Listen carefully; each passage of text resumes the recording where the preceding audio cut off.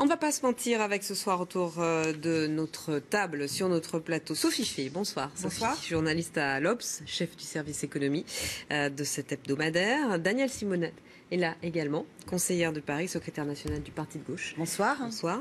Nicolas Bétou, président et fondateur du journal L'Opinion. Bonsoir Nicolas. Bonsoir. Et Philippe Doucet là également, bonsoir. Député Bonsoir. PS du Val d'Oise, vous êtes membre des réformateurs au Parti socialiste, donc c'est l'inverse des frondeurs.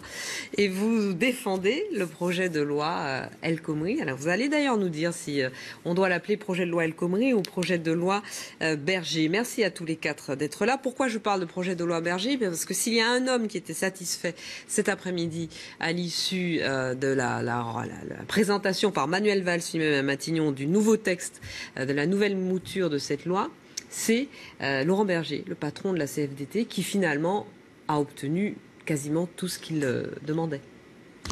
On est quand même dans un pays étonnant. Je veux dire, si Manuel Valls n'avait pas bougé, on aurait reproché d'être Alain Juppé, droit dans ses bottes, d'être autiste, etc.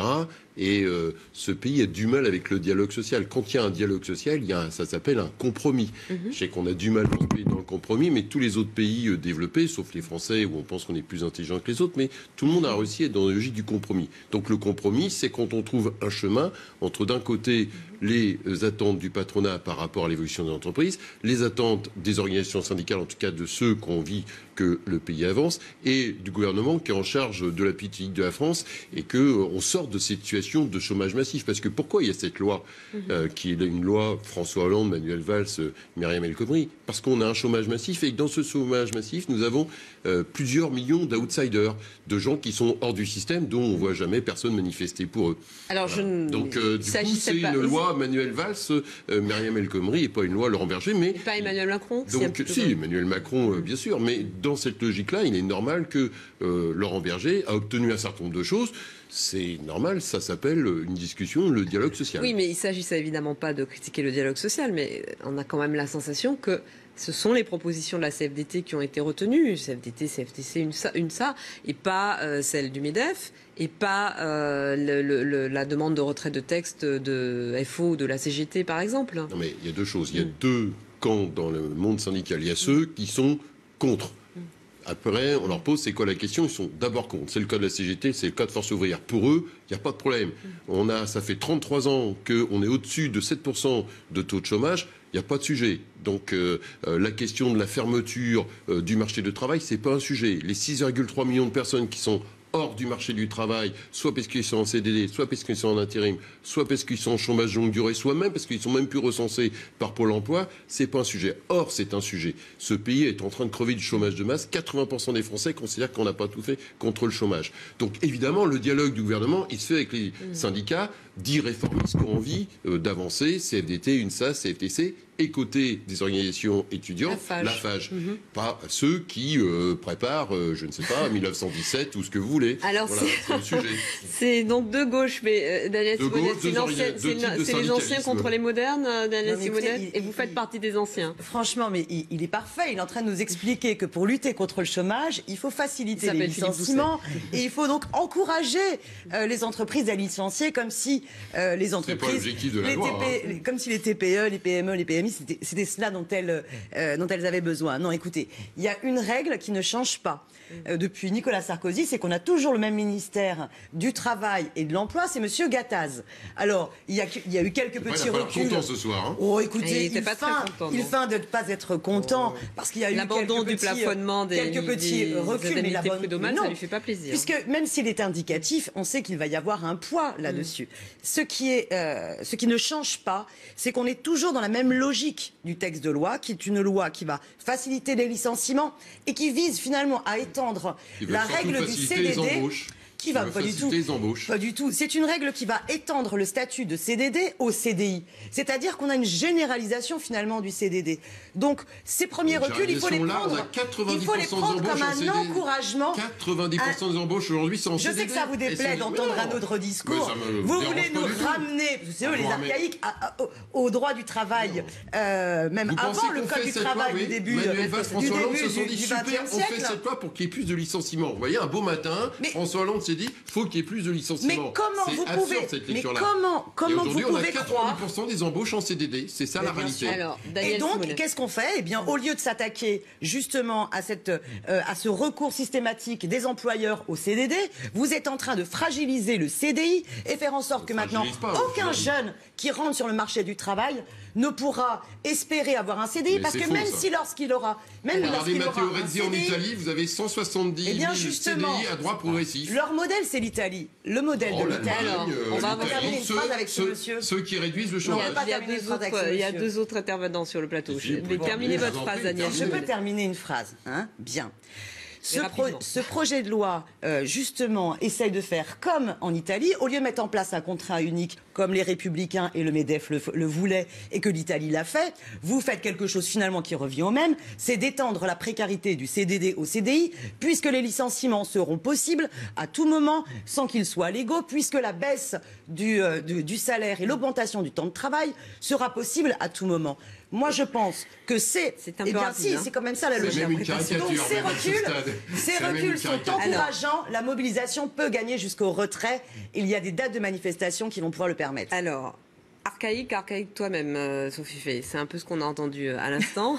On va essayer de la vérité est ailleurs, comme dirait l'autre. On va essayer d'avoir une position peut-être un peu plus médiane. Votre lecture de ce qui s'est passé cet après-midi. Moi, je trouve que Laurent Berger a été très courageux sur cette loi. Il dit toujours qu'il ne faut pas rester sur le banc de touche et que lui, il n'est pas là pour rester sur le banc de touche, qu'il veut participer au match. Il a participé, il a fait avancer le texte sur certains points et il a été rejoint, vous avez entendu, par François Soulage, qui représente plusieurs associations, dont ATD Quart Monde, dont Emmaüs, qui sont très heureux d'avoir entendu qu'on va pouvoir mettre en place un compte de formation de 400 heures pour les jeunes qui sont sans diplôme, sans formation et qui vont pouvoir être formés. Rien que pour ça, on a une belle avancée et Laurent Berger peut être fier de ça. Il assume. C'est une position quand même assez difficile puisque la CGT et FO, eux, avaient dit de toute façon, quoi qu'il se passe, quel que soit le texte qui sera présenté en Conseil des ministres le 24, on manifestera après. Donc comme ça, on est sûr de manifester contre, quel que soit le sujet. Laurent Berger, il prend ses responsabilités, il n'attend pas de voir quelle sera la mobilisation. Ça va peut-être lui coûter très cher. Souvenez-vous ce que ça avait coûté à François Chérègue et à la CFDT, l'accord, le soutien à la loi sur la retraite en 2003. Mais il n'attend pas, il y va et je crois qu'il a très peur de la situation sociale dans le pays, très peur du niveau de chômage, très peur de ces CDD d'usage qui se multiplient et qu'il est assez courageux. Courageux et responsable, Manuel Valls, Nicolas? Manuel Valls, je ne sais pas. Ce qui est certain, c'est qu'on a assisté aujourd'hui à un recul absolument sans précédent dans l'histoire moderne des relations sociales. Jamais on n'avait vu un tel recul après une manifestation dont, je le note en passant, le gouvernement s'est attaché à dire qu'elle était, au fond, pas si réussie que ça. Donc, une manifestation pas très réussie qui débouche sur un recul absolument complet sur les trois sujets qui étaient au cœur de ce qui, au fond, faisait passer le droit social français d'un modèle que nous sommes désormais les seuls à défendre à un modèle qui a déjà été pris, au fond, par la plupart de ceux qui, autour de nous, voient le chômage baisser. Ces trois domaines, c'est une forme de sécurisation des indemnités prud'homales, c'est-à-dire pas les indemnités de licenciement, comme très souvent la gauche a voulu le faire croire, non, les indemnités qui viennent en réparation d'un licenciement fautif. En plus de ce que vous touchez de façon conventionnelle, vous avez des indemnités. Ça, c'est terminé. La deuxième chose qui est terminée, c'est la définition relativement simple plus de plafond obligatoire du licenciement économique, des conditions dans lesquelles une entreprise peut licencier pour raison économique, c'est-à-dire quand elle a des difficultés. Et la troisième chose qui disparaît, c'est la possibilité pour une entreprise de régler en interne, avec un dialogue social et un accord social, ces questions liées au temps de travail, y compris pour des périodes provisoires. Ces trois sujets étaient au cœur de la loi sociale. Et ce qui s'est passé aujourd'hui, c'est la victoire d'un modèle et d'un concept français face au reste du monde. Qu'est-ce que c'est que ce concept français? Au fond, Laurent Berger le dit très bien. La question du référendum interne, elle demeure possible. Non, le référendum, il est uniquement sur la saisine des syndicats. Ce qui est très différent. Comme s'il n'y avait que les syndicats qui pouvait être à l'origine de l'expression de la démocratie sociale. Sauf que pour le moment, les syndicats peuvent opposer un veto s'ils représentent plus de 50% des voix des salariés. Ils peuvent opposer un veto à un accord d'entreprise et que cette possibilité va disparaître. Sauf que le référendum sera purement consultatif. Donc tout ça, on est vraiment très très loin de ce qui était souhaitable. Et au fond, puisqu'on parle beaucoup de Laurent Berger, je pense que tout tient, et la différence entre ces deux univers, elle tient dans une phrase que Laurent Berger a répétée à plusieurs reprises, sous des formes différentes à chaque fois, mais la dernière citation, c'est « Notre boussole à nous, la CFDT, c'est l'intérêt des salariés ». Oui, c'est bien le moins quand on a un syndicat de salariés. Cette loi, elle était faite en partie, et peut-être même principalement, parce qu'on a 5,5 millions de personnes qui sont inscrites à Pôle emploi. Record absolu. Jamais il n'y en a eu autant en France. 3 000... Non, mais au fond, c'est ça l'essentiel. Est-ce qu'on veut faire une loi qui permette de sortir de cette espèce de misère absolue en France, du social? Au dernier Conseil des ministres, François Hollande a dit un truc qui a été rapporté par Stéphane Le Foll, qui est incroyable. Il a dit « On ne copiera pas les modèles étrangers ». Partout autour de nous, le chômage baisse, mais non, nous, on ne copiera pas. Eh bien, je peux vous l'annoncer, la loi travail est devenue aujourd'hui la loi chômage. Voilà, je vous relance sur ce propos. Attendez, Philippe Doucet d'abord, sur le propos de Nicolas Bétou. François Hollande évoque chaque pays a son propre histoire. Donc on n'est pas en Italie, on n'est pas en Allemagne. Ce qu'il faut, c'est que dans le système français, qu'un certain nombre de choses qui puissent se déverrouiller. Mais là, est-ce que la critique de Nicolas, c'est le fait qu'on maintient un système favorable aux fameux insiders que vous mentionnez, par rapport à et non à ceux qui sont en dehors du système? Non mais bien sûr, mais déjà, est pris en compte qu'il y a ceux qui sont en dehors du système. La garantie jeunesse, pour début 2017, c'est prendre en compte qu'il y a 18% des jeunes qui sortent du système éducatif. C'est leur donner une allocation. C'est leur donner une allocation de formation. C'est pas les mettre dans le système du travail. Déjà, par rapport à ça, Monsieur Bétou, par rapport à ça, dans ce pays, on a des problèmes de révolution culturelle. Le pacte de gouvernement, c'est de prendre en compte qu'il n'y a pas que la demande dans ce pays, il y a la question de l'offre. La question de la loi El Khomri, c'est de se dire aussi que un marché du travail, c'est un marché et que donc il y a des règles d'ouverture et de fonctionnement de ce marché. Par exemple, vous évoquez les aspects des prud'hommes. Le fait qu'il y ait des indicateurs va permettre qu'il y a un barème indicatif, va donner une orientation. Et vous verrez que dans les usages, ce système sera intégré progressivement. Donc du coup, entre aujourd'hui, se dire qu'il ne se passe rien, qu'on arrive à un blocage, eh bien, à un moment donné, il faut qu'il y ait un compromis, il faut qu'il y ait une logique d'un compromis par rapport à l'état d'une maturité politique par rapport à ça. Et on le voit là-dessus. Donc déjà, si ça permet d'avancer, de prendre en compte les outsiders, tous ceux qui sont hors ce marché, de se dire qu'on est le dernier pays à avoir un chômage massif par rapport à ça, eh bien si ça permet d'avancer sur ce chemin, je pense que tout ce qui est pris est bon à prendre dans cette logique-là. C'est pas la vie... Ça s'appelle une logique réformiste et d'avancer. Je vais vous donner la parole, Daniel Simonette, mais c'est pas l'avis de Pierre Gattaz, dont on parlait tout à l'heure. Il était assez mécontent, manifestement, le patron des patrons, enfin le patron du MEDEF en tout cas, à la sortie de cette réunion organisée à Matignon. Écoutez-le. Je dirais que nous sommes déçus par rapport, bien évidemment, à ce déplafonnement des prud'hommes, qui est un élément clé. Maintenant, il faut continuer de parler, de discuter, surtout de ne plus dénaturer cette loi. C'est ce que nous craignons, c'est bien une réforme à l'envers. Donc il va falloir que nous ayons maintenant le texte, parce que vous savez qu'en matière sociale, tout cela doit être détaillé pour qu'on sache où se situent eh bien, les pièges. Et nous considérons qu'il y en a beaucoup dans ce texte en ce qui nous concerne. Bon, ils ne sont pas du tout contents. Vous trouvez ? Oh, écoutez, il n'est pas spécialement si virulent que cela.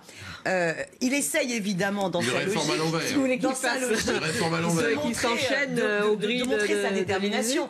Mais si vous prenez par exemple la question justement du plafonnement des prud'hommes, vous avez toujours par décret, même si c'est un titre indicatif, un plafonnement des prud'hommes qui va être mis en place. Mais vous imaginez la pression que cela exerce sur les juges. On sait pertinemment que l'esprit et la logique... Il y a des représentants des salariés du patronat.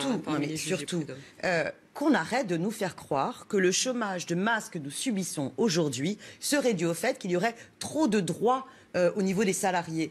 Aujourd'hui, il faudrait au contraire interdire... Il y a plein de nouveaux droits dans cette loi. De me il y a couper plein la de droits parole. dans cette loi. Vous êtes Il ne faut pas dire des contre-vérités. Dans ce domaine-là, mais vous interviendrez après. Oui, mais il ne faut pas dire des contre-vérités, mais j'accepte. Allez-y, continuez dans vos contre-vérités. Non, c'est difficile pour vous. C'est pas difficile. Mais vous allez accepter. C'est pas difficile du tout. Vous voyez avec ça avec une grande sérénité. Mais je suis très sereine, moi. Je suis très sereine par rapport à la mobilisation qui, je l'espère, va continuer contre les enfumages qui sont à l'œuvre en ce moment.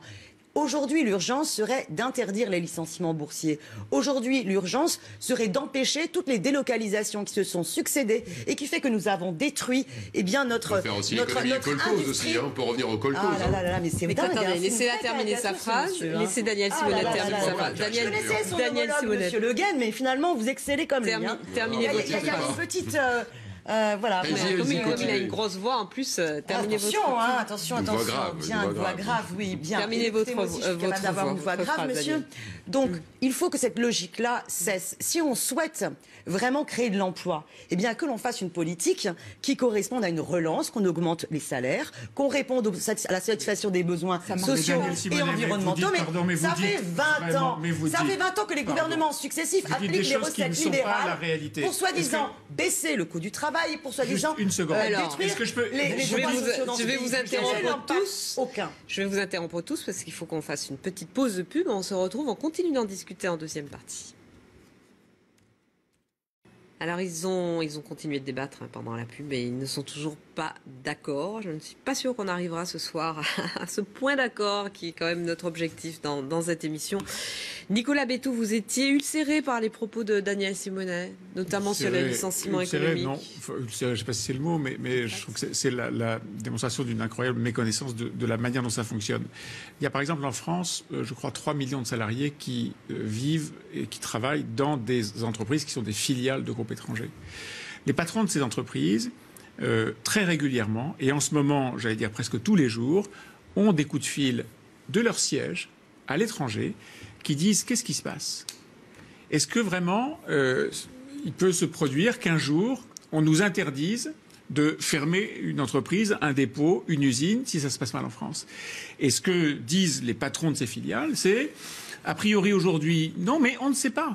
Et s'ils vous entendent ce soir, ils disent on ne sait pas, mais ça pourrait arriver. Et ce qui se passera dans ces cas-là, c'est que les sièges sociaux à l'étranger diront eh bien très bien, nous n'investirons pas en France, nous investirons en Allemagne, en Italie, en Espagne, aux Pays-Bas, en Grande-Bretagne. Est-ce que vous savez où IBM a mis le siège mondial de recherche sur les objets connectés ?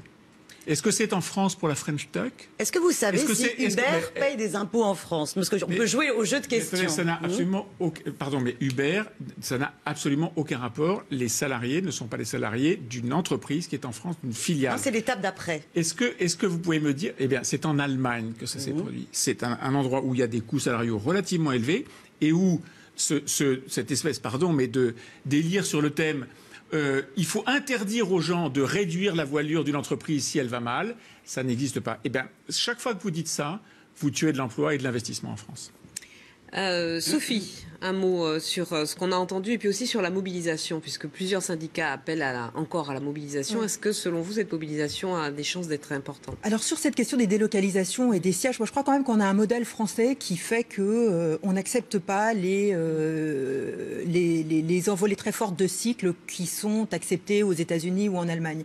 Donc là, on est quand même dans un modèle où on n'autorise pas complètement les licenciements. Et je crois que Laurent Berger et les licenciements économiques ne sont pas quand même complètement libérés. Je crois que Laurent Berger et Manuel Valls ont eu raison d'une certaine manière parce qu'il y a une disposition qui fait en ce moment parler beaucoup de patrons du CAC 40.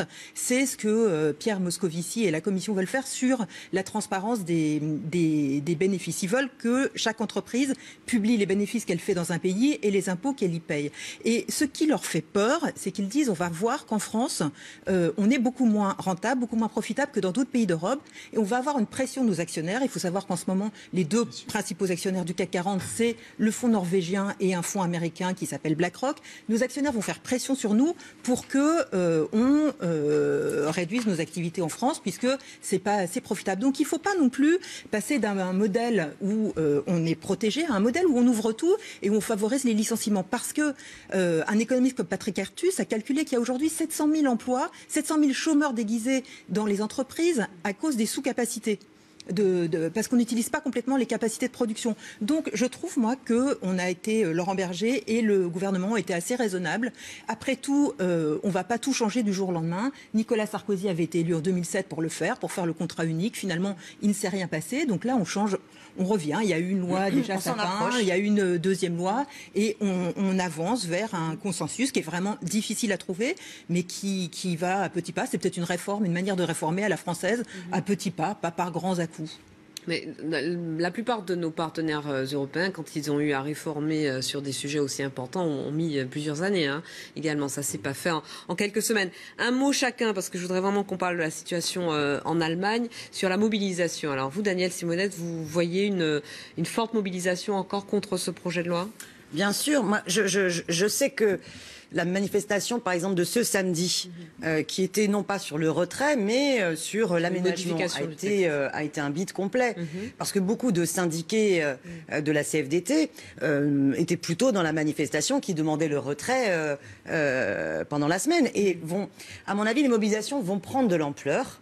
Et après la réussite, qui était finalement un simple premier rendez-vous du 9 mars, eh bien, le 17 mars, l'UNEF appelle un rendez-vous avec l'ensemble des organisations de jeunesse et nous avons aussi le 31 mars une grande manifestation qui sera aussi une étape importante. Donc je pense que ce soit la jeunesse, que ce soit les citoyens, parce qu'on a une pétition quand même qui a dépassé le million, que ce soit les salariés, ne veulent pas de ce projet de loi dont l'esprit est de faciliter les licenciements, dont l'esprit est de fragiliser le CDI, et dont l'esprit est finalement de renforcer les accords d'entreprise, y compris quand ils sont défavorables aux salariés. Sur la mobilisation, Philippe Doucet, une partie de la jeunesse française était dans la rue, pas toute la jeunesse française. Et aujourd'hui, un syndicat au moins, la FAGE,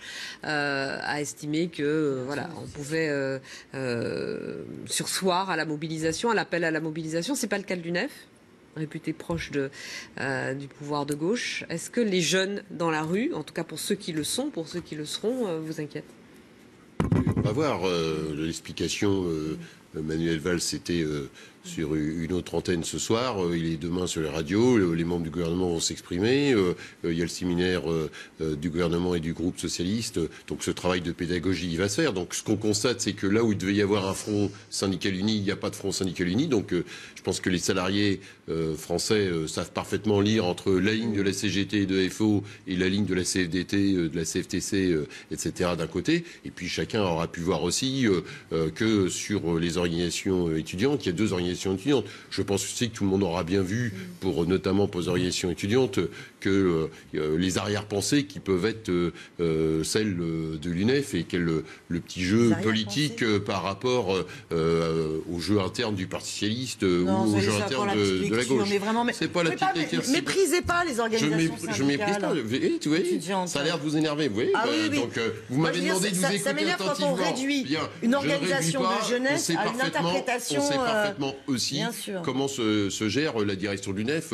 On est un certain nombre de socialistes à y être passés, donc on sait un peu comment ça marche la maison. Parce que les gens manipulés de vos méthodes. Bien sûr, donc en attendant par rapport à ça, ils sont manipulés les jeunes de l'UNEF. Non, mais je pense que par rapport à ça, ils sont noyautés par le Parti socialiste. Par rapport à ça, ils regrettent de ne plus les noyauter. Donc ce que je peux voir par rapport à ça, c'est que derrière, les jeunes que moi je peux être amené à rencontrer, leur sujet aujourd'hui, c'est ne pas être dans la logique des outsiders. Donc tout ce qui va permettre, et notamment ces garanties jeunes début 2017, je pense que c'est un vrai plus et qu'ils sauront s'en saisir. Alors, autre thème qui nous fait discuter ce soir, à confronter nos points de vue, c'est la situation en Allemagne, avec les élections régionales partielles qui se sont tenues hier dans 3 Länder, la Rhénanie-Palatinat, la Saxe-Anhalt, c'est de prononcer correctement, et en Bade-Württemberg.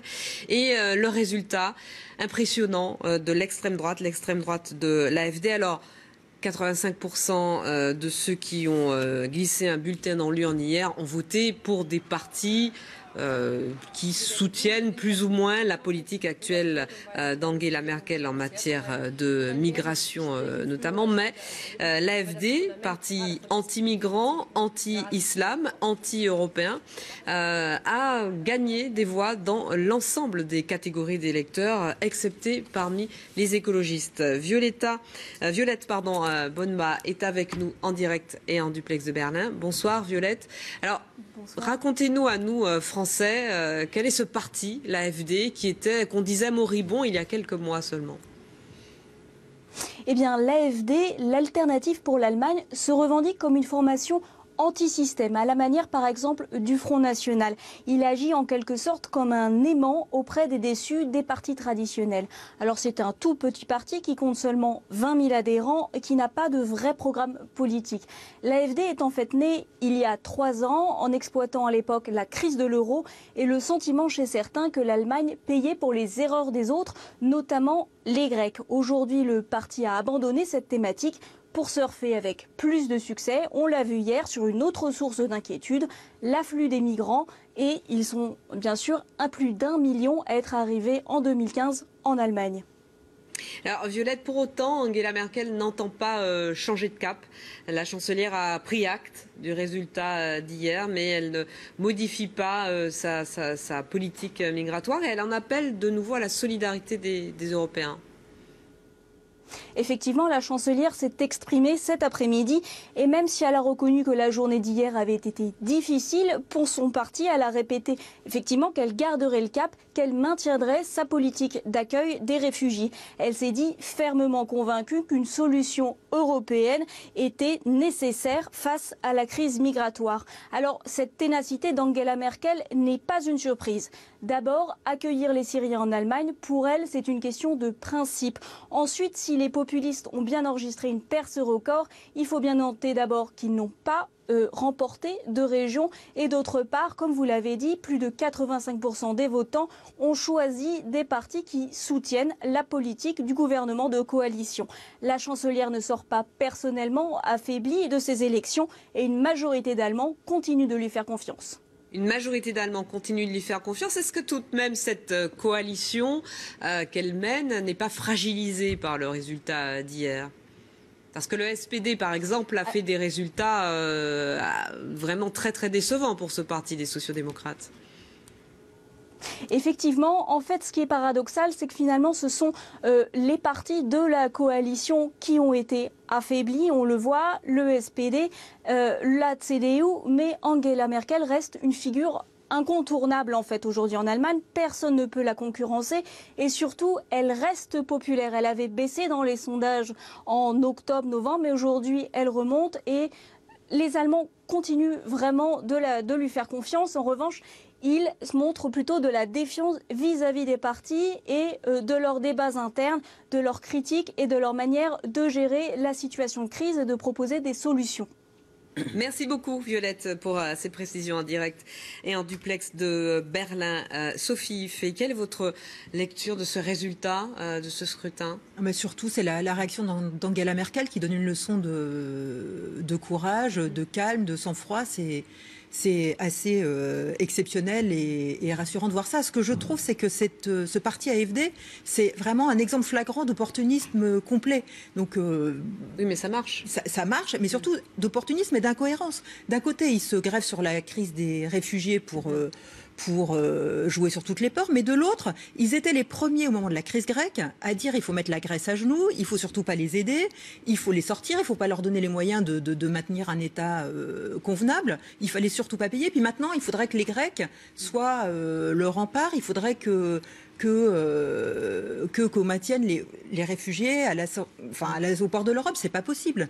C'est pas possible. Et de toute façon, finalement, ça n'a pas. Ils font une percée, mais il faut attendre de voir quand même ce qui se passe dans le reste du pays. On a quand même une Allemagne qui reste très lucide face à ces gens et face à ce qu'ils représentent. Mais c'est quand même un résultat, Nicolas Bétou, qui qui est symbolique, qui est fortement symbolique en Allemagne, même si l'extrême droite avait fait des petits résultats dans des élections précédentes. On ne peut pas dire que ce soit le retour de l'extrême droite qui aurait disparu depuis la fin de la Seconde Guerre mondiale. Ça voulait dire. Non, c'est pas le retour du nazisme, mais ce que je veux dire, c'est que l'extrême droite était déjà un peu présente dans le paysage politique allemand. Mais là, cette extrême droite fait vraiment une percée sur des thèmes éminemment d'actualité, mais avec une lecture qui peut laisser dubitatif même ceux qui sont contre la politique d'Angela Merkel.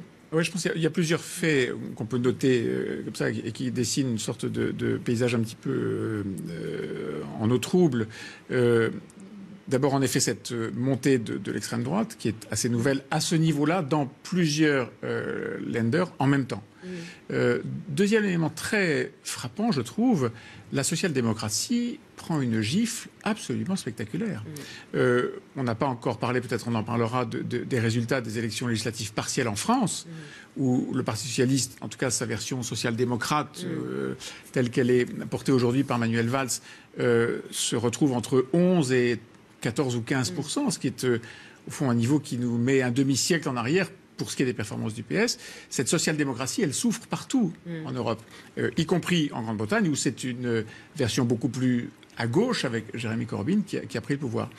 Troisième enseignement, je pense, c'est qu'on ne sait pas aujourd'hui, même si Angela Merkel a effectivement eu une réaction de maintien, je continue la même politique, on ne sait pas quelle est la sortie aujourd'hui. Et c'est un fait très troublant dans l'histoire de l'Europe. Dans l'histoire de l'Europe, toutes les crises ont été résolues ou on a tenté de les résoudre par plus d'Europe. Et cette fois-ci, on ne voit pas la solution qu'amène plus d'Europe pour la bonne raison que les pays, chaque pays, les peuples, chaque peuple se révolte contre l'ensemble, contre les autres. Et plus d'Europe, ce serait justement peut-être une réponse collective à la crise. Plus d'Europe, ce serait dire, voilà, nous les Allemands, nous avons 1 million 200 000 réfugiés. La Commission européenne, le Conseil européen ont pris des décisions. Elles ne sont pas appliquées, nous allons les imposer. Et personne ne veut faire ça. Est-ce que la France veut imposer aux Français le fait d'avoir 20 000, 25, 26 000 réfugiés? Non. Et d'ailleurs, elle est incapable de le faire. Et quand elle l'impose, les réfugiés souvent sont repartis, en particulier en Allemagne. Et donc, sauf plus d'Europe. Comme personne n'impose effectivement ces décisions collectives qui ont été prises il y a plusieurs mois, est-ce que le pire n'est pas déjà là? Non. Est-ce que le pire, ce n'est pas justement ces images qu'on voit tous les jours de migrants se heurtant aux frontières de l'Europe, la situation à Calais, dans un pays 5e puissance mondiale, des camps de migrants comme ceux de Calais ou de Grande-Synthe, et une situation, on le voit dans plusieurs pays d'Europe où l'extrême droite fait un retour important. Est-ce que le pire n'est pas déjà là? Le pire est peut-être déjà là. Ce qui est certain, c'est que la solution imaginée par les Européens, ça n'est pas de régler le problème en Europe, mais de le régler aux marches de l'Europe, aux frontières de l'Europe. Et comme on ne peut pas renvoyer les gens jusqu'en Syrie, on dira que, de là où ils viennent majoritairement, en tout cas pour les réfugiés, je ne parle pas des migrants économiques, les réfugiés, alors on les renvoie le plus loin possible et le plus près possible de leur source de départ. Le plus loin possible, c'est la Turquie. Et au fond, on paye la Turquie pour constituer un énorme réservoir de migrants aux frontières de l'Europe. Cette situation, encore une fois, j'y reviens, le fait que ce ne soit pas plus d'Europe qui soit la solution aux migrants, elle pose un problème gigantesque. Et elle veut dire quoi? Elle veut dire que ce problème va continuer à être le principal problème qui heurte les peuples et va donc continuer à nourrir des votes extrêmes, en particulier de l'extrême droite. Est-ce que le cœur de la construction européenne d'après Seconde Guerre mondiale est en train d'exploser, Philippe Doucet? Oui, on a un risque parce que, à différence de ce qui a été évoqué à l'instant, moi je pense que c'est un virage ce qui s'est passé hier. C'est la première fois qu'en Allemagne, on a eu des partis d'extrême droite autour de 3, 5%, 7%. 25%, 13%, 15%, c'est un saut considérable avec en plus 10% de participation. Et donc avec des transferts du SPD vers la CDU et de la CDU vers l'AfD, vers ce parti d'extrême droite. Donc c'est une percée considérable. Si hier il y avait eu des élections générales en Allemagne et pas des élections dans 3 Länder, dans 3 des États fédérés, je pense que le résultat serait important. Et donc on se retrouve, alors que l'Allemagne jusqu'à présent était un des seuls pays en Europe à avoir avoir été isolé par rapport à l'extension du populisme, eh bien le populisme depuis hier existe en Allemagne. Et donc quand Angela Merkel évoque l'histoire de la logique européenne, eh bien on constate que les peuples européens, on peut en penser ce qu'on en veut, mais refusent ces logiques des réfugiés, parce qu'on voit bien qu'il y a un choc profond, y compris par rapport à une défiance réelle, assumée ou pas, par rapport à la question de l'islam. Et ce qu'on constate aujourd'hui, c'est qu'on est en train d'avoir un effondrement de la construction européenne. Ça a été frappant. Il y a eu à nouveau une espèce de frontière entre la France et la Belgique. Depuis combien d'années il n'y avait pas eu de frontière entre la France et la Belgique, un de nos partenaires historiques les plus proches. Donc on voit bien que là où on aurait dû, à travers une construction politique démocratique de l'Europe et probablement un noyau resserré autour de 8-10 pays qui ont vraiment envie de partager quelque chose, on ne va pas imposer des choses au Monténégro, on ne va pas imposer des choses à la Hongrie. Même l'Autriche a été une des premières à bloquer le dispositif. Et donc aujourd'hui, Angela Merkel se retrouve seule dans ce dispositif-là parce que chacun des États, notamment tous ceux qui sont sur la route des Balkans, a remis des frontières, a remonté des grillages. Donc on a fait moins d'Europe. Donc moins d'Europe, oui, parce que finalement, Angela Merkel, l'ouverture de l'Allemagne aux migrants, elle l'a pris seule. Donc on constate aujourd'hui que quand un dirigeant politique prend une décision seul et pas quelque chose de partagé avec le noyau dur de la construction européenne, eh bien on a un effondrement. Avant le discours combien de personnes avant de prendre la décision? Avant le discours d'Angela Merkel. Non mais attendez, je ne donne pas mon point de vue sur le fond.